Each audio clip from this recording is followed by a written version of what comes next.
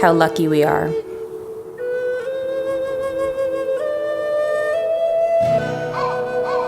Vast, varied, rugged, unpredictable. Beautiful, invaluable, untamed, unspoiled.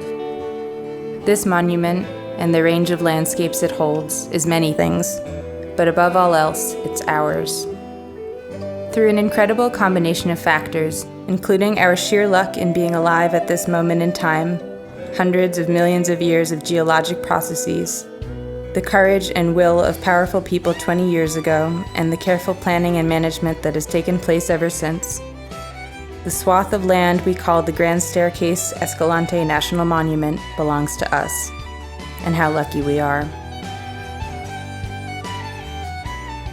How lucky we are to inhabit and visit this landscape at a moment when we have the geologic understanding to know what's come before, and the capacity to deeply appreciate what's out there now and how it got there. As we meander through the layers of history written in the rocks, we can see in the sandstones and shales the great seas that once flowed in and out, the one-time swamps and beaches that have left the memory of oysters and ammonites and clams imprinted in the middle of the desert. We can see the epic dune field that preceded those seas, now preserved in the white cliffs, and the undulating beauty of the slot canyons that water has sliced through them.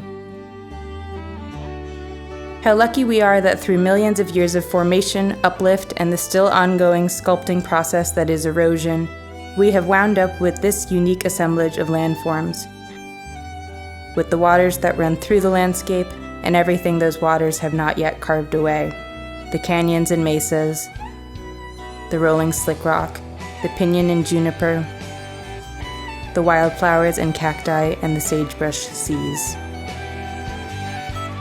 How lucky I am that I can watch the falls of Lower and Upper Calf Creek cascade over slick rock, that I can walk, scramble, and sometimes squeeze through the Dry Fork slots or through the canyons along Scudampa Road, that I can hold in my hands ancient Puebloan potsherds that perhaps no one has handled in hundreds of years, that I can touch dinosaur bones on the Kaparowitz Plateau, walk along river gravel up high on Horse Mountain, bump along the relentless washboard stretches of Cottonwood Road, hold the iron weight of a Moki marble on Spencer Flat, gaze up at the shadow cast by Grosvenor Arch in the late afternoon, wander into endless unnamed nooks and draws, smell the sagebrush after rain, or come upon the small, precious ecosystem of a water pocket hidden between the rises of biscuit-like rock overlooking the Escalante River.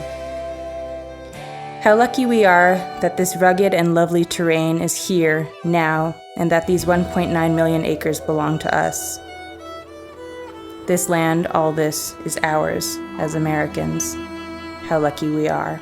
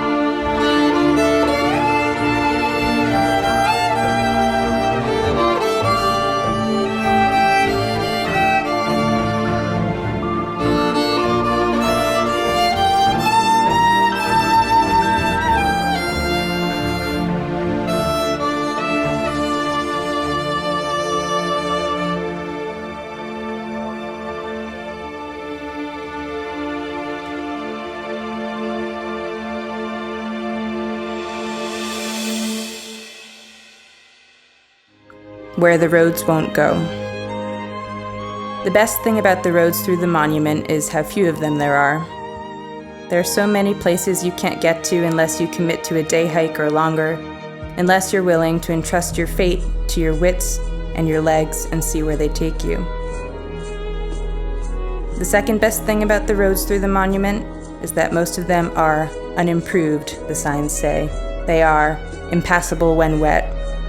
They are dirt and rock, drivable only if and when the weather's whims allow, not to mention your own confidence in your vehicle and your problem-solving skills and how many days' worth of food and water you've got in the car. And the roads will stay this way. They will be few and they will not be improved. The mission of preserving, protecting, and restoring the monument values means there will never be easy, fast, slickly paved highways to shorten the distances. Those who manage the monument seek to stay true to its history and to the land itself. Staying true to the history means honoring traditional uses, and this is no easy feat in a place that is part of the National Landscape Conservation System and must also adhere to the Bureau of Land Management's multiple-use mandate. What makes this such a challenging place to explore and to manage is also what makes it so worth exploring and worth managing well. This is a place that is both rugged and real.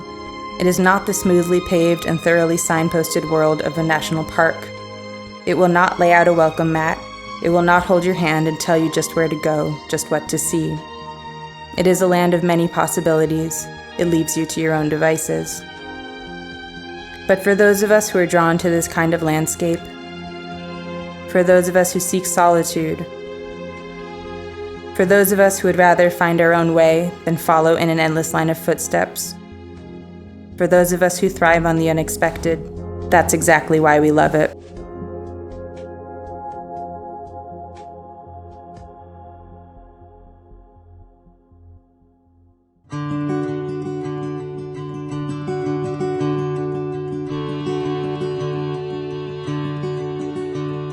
The name Escalante is of climbers in the Spanish town,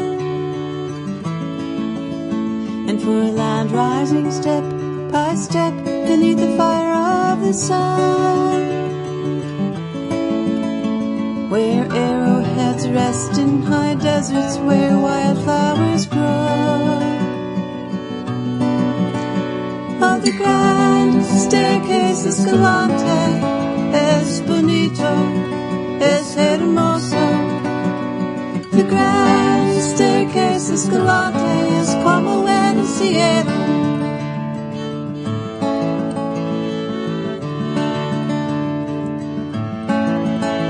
The land was here long before we gave it a map or a name,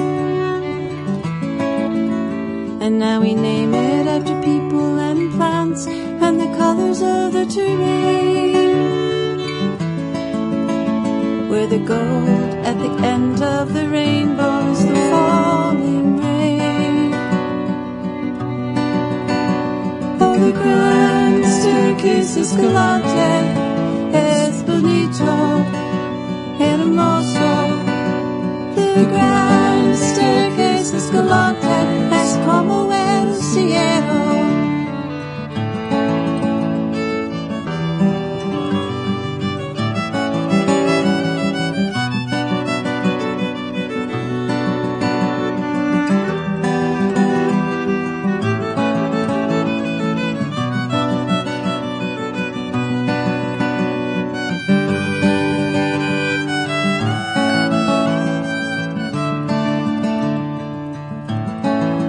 Now we walk in this garden of grandeur and quiet display,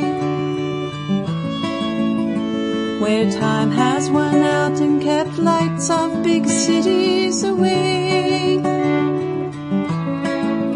And when I'm playing in the slots, I'm not talking about gambling in Vegas. Oh, the grand Staircase-Escalante es bonito, hermoso. The grand Staircase-Escalante es como el cielo. the grand Staircase-Escalante.